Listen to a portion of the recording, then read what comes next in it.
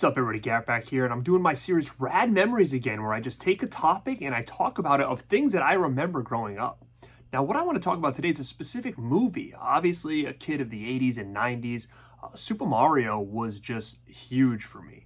With that initial NES and figuring out who Mario was, and then Mario 2, Mario 3, I really was just around for like the birth of Mario and Super Mario Brothers in that whole world. And my brother and I were just such big fans of the franchise.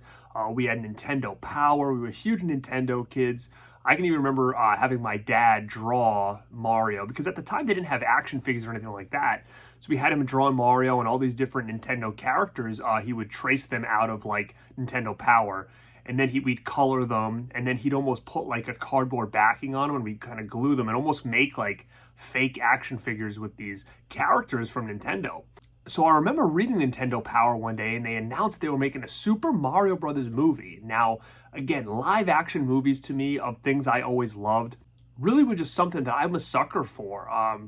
Beginning with Teenage Mutant Ninja Turtles, the Ghostbusters. Obviously I know the movie came out before the cartoon, but as a little kid, I think I did see the cartoon first and then the movie right after that. But being obsessed with that stuff, and when it was announced that we were getting a Super Mario Brothers movie, my brother and I were just going nuts. And for some reason, I could be wrong about this, but I almost remember reading about this way before the movie actually came out. So I know they did have some issues filming, and they had to do reshoots, and there was a bunch of problems making it. But I do remember reading about it a long time before it ever was released. Now, when it comes to live action adaptation of things that we grew up with, it was really a toss-up, because you had things like Teenage Mutant Ninja Turtles and Ghostbusters that were just fantastic movies of things that we grew up with. But then at the same time, when you had things like He-Man, it was a little bit of a disappointment. But again, being a kid and being so enamored by these movies based on these cartoons and toys that I had, I always kind of found a way to like it. So even with the He-Man movie, I really did not like it. It was very confusing, but I kind of found myself, pretending that I really liked it. And going back on it now, I actually do have a little bit of a fond memory for it. And I think it's actually a little bit more charming and cool now, going back and looking at it as an adult, than it was as a kid, just so used to the cartoon and stuff like that. Now, I kind of feel the same way here. So Super Mario was released in 1993. Now, 1993 to me was kind of at the tail end of like my Nintendo NES days. Super Mario Bros. 3 was like the biggest game at the time. That came out in 1991. So 1993, I was actually kind of transitioning into the Sega Genesis route. We did not have Super Nintendo, so as much as we were Nintendo kids, we ended up choosing the Sega Genesis instead of Super Nintendo. And some people would say that was the biggest mistake. Like, I think my brother said that was the biggest mistake, because we kind of had a choice that Christmas. Like, what did we want? It was either one or the other.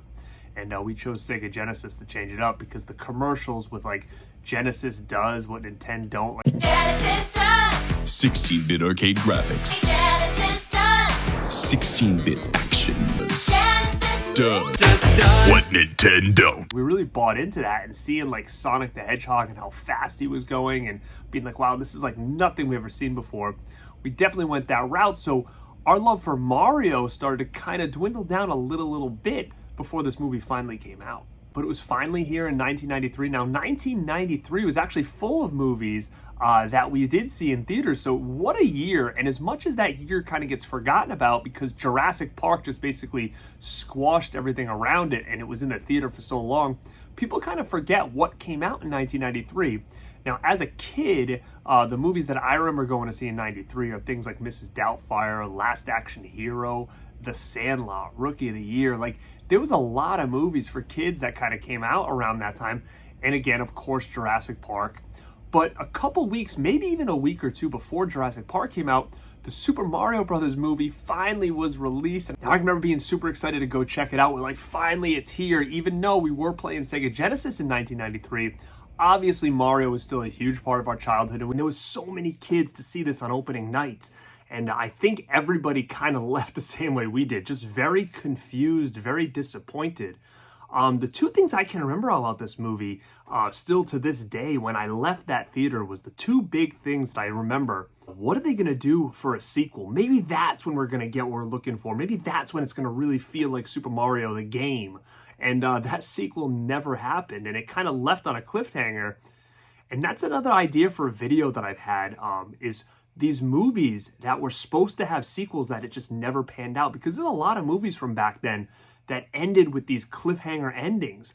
Really quick, things like Howard the Duck, Mac and Me, these movies that ended and basically said like, hey, we'll be back, or on a cliffhanger, and then it just never came into fruition. So I would love to do a show on that. Let me know if that's something that interests you, because it just seemed like it happened quite a bit back in like the 80s and especially the 90s.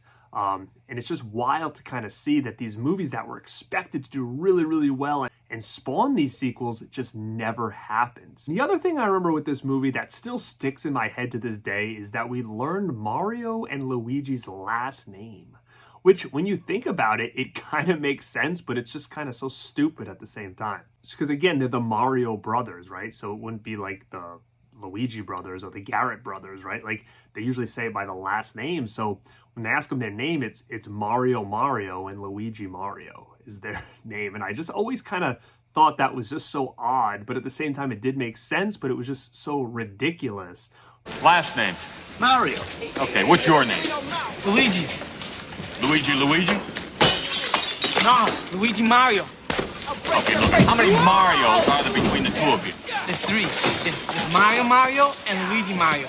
But yeah, so I think that was the first time this was ever discovered or uncovered. And I'm not sure if they've ever talked about it again, but I always thought that was just a really interesting thing that they did in this movie. The one thing that I remember just stuck in my head, besides the wild and wackiness of this movie and the confusion of all these characters that we grew up with and what they became in this movie, like things like Big Bertha and Toad and the Goombas and all that stuff. But it was a little bit of a disappointment for us, I will say, because it's really nothing like you'd expect. And I could be wrong, and maybe somebody in the comments can kind of tell me about this, but I almost feel like I read in the Nintendo Power or somewhere of the plot line of this movie, and it actually was very different than what we got. Now, I did some research online to try to find those articles, and I could not come across them, but I swear, unless it was a dream, I remember reading like the original storyline for this movie that ended up getting scrapped. So when I went into this, I just kind of thought it was going to be something very different. And even when I saw the trailer and the commercial, it kind of felt a little bit different, but you saw them jumping around and stuff, and you know, you kind of felt like, okay, maybe this is going to be what I always wanted. And you know, even the outfits and stuff, they didn't have them for half the movie. Then they had like kind of like these updated outfits. It wasn't the overalls, it was just kind of like a new thing, but at least they were in the colors. Now, this movie had big name actors in it. You had Bob Hoskins, who at that point I was in love with because of Roger Rabbit, and that was such a big movie for me as a kid as well. You had John Leguizamo, you had Dennis Hopper in this, and I can remember John Leguizamo character always kind of confused me because he really didn't feel like Luigi to me.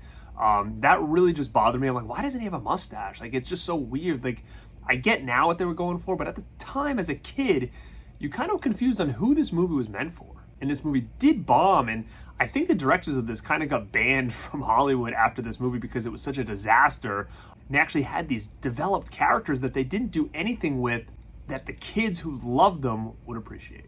Now, I remember getting this on VHS when it came out, trying to rewatch it again. I do not have that VHS anymore, but I do have the DVD. And this was obviously the movie cover that we got, the theatrical poster, and it says on it, "It's a blast," the Washington Post. I'm not sure how many people at that point thought it was a blast, to be honest. And it says eye-popping special effects. Well, it kind of did have some pretty good special effects for that time. But yeah, this was the DVD, and this is all we have in the US for a physical media release. I believe I do have this Blu-ray from Second Sight. I think this might be out of print, and I do think that someone mentioned to me recently that there is another edition of this from maybe Imprint, I think, or Umbrella. One of the two put this out, and they actually said it had a work print, which is really, really cool to me because this one has a big full-length documentary on it, but it doesn't have a work print on here on the Second Sight release. So I might have to go check that out because I don't know what the deal is with this movie in the US, but we don't have another Blu-ray of it. So the reason I want to do this movie now is because I do have those fond memories of seeing Super Mario Brothers in the theater as a kid. And like I said, very, very disappointed. Not what a little kid at that time would have wanted nor expected. And I just thought this would be a good time to kind of chat about my experiences with it because the new Super Mario movie is out now. It just got released. and I'm looking forward to check it out. There's a lot going on right now. Not sure if I'm going to be able to catch it in the theaters, but it is something I definitely want to do because, again, growing up in the 80s and 90s, the Mario Brothers franchise is something that is super still dear to my heart, and I'm hoping that they did this thing right this time. And what I've been hearing is actually seems like people are really enjoying this one with this animation style. Now, gang, let me know, did you see the Super Mario Brothers from 1993 in the theaters? When was the first time you saw this? And what did you think about it the first time you saw Super Mario Brothers, the movie? I would love to hear your thoughts on it, again, because people who watch my channel are probably around my age, maybe a little younger, maybe older, but I'm just curious to see in 1993 or anywhere around that, what did you think of Super Mario Brothers, the movie? And also let me know this, is there somewhere else that tells you all these other plot lines that this movie was supposed to be? Again, I looked on YouTube, I researched on Google, I couldn't find a lot of stuff talking about the alternate plot of this movie where it wasn't going to necessarily be like other dimensions and Dino Hat, and it was going to be something different. And I'm just curious, I would love to read those articles again, unless, like I said, I am totally dreaming on that. But guys, thanks again for coming to chat with me, go into a little bit of rad memories, and talk about different topics that maybe you guys can relate to. So I appreciate you checking this out. This is Garrett at Born to Be Rad, and like always, stay